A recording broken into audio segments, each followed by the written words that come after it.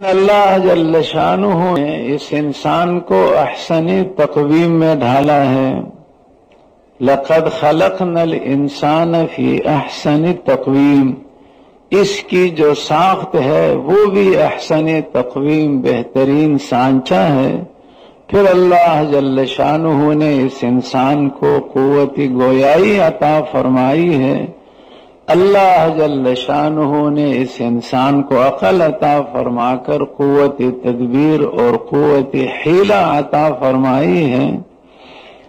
تو انسان یہ کر سکتا ہے کہ زبان پر کچھ ہو اور دل میں کچھ اور ہو، دل میں تو دشمنی چھپا رکھی ہو اور زبان پر ایسی دوستی کا اظہار کر رہا ہو اور ایسا اعتماد میں اس کو لے رہا ہو کہ اعتماد میں لے کر اور رات کے اندھیرے میں 2-3 آدمی پہلے سے کسی جگہ کھڑے کر کے اور کسی بھی بہانے سے وہاں اس کو لے جا کر سارے پکڑ کر اس کو ذبح کر دے، انسان یہ کر سکتا ہے۔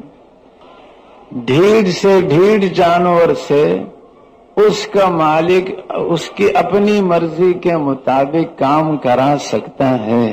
گدھا ہے، بڑا ڈھیڑ جانور ہے، بہت ہی ڈھٹائی میں یہ مشہور جانور ہے، لیکن ڈنڈے مار مار کر اس کا مالک اس سے بھی صحیح کام اپنی پسند کے مطابق کرا لیتا ہے۔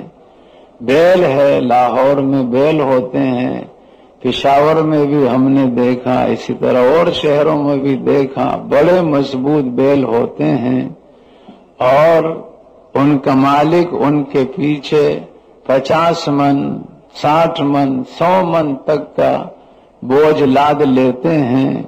وہ بیل کوئی دل سے رضامند نہیں ہوتا کہ میں اس ریڑھی کو کھینچ لوں، لیکن مالک کے ہاتھ میں چھوٹا سا ڈنڈا ہوتا ہے، چھوٹے قد کا مالک ہوتا ہے، وہ تو ہے احسن تقویم میں اور بیل احسن تقویم میں نہیں ہے۔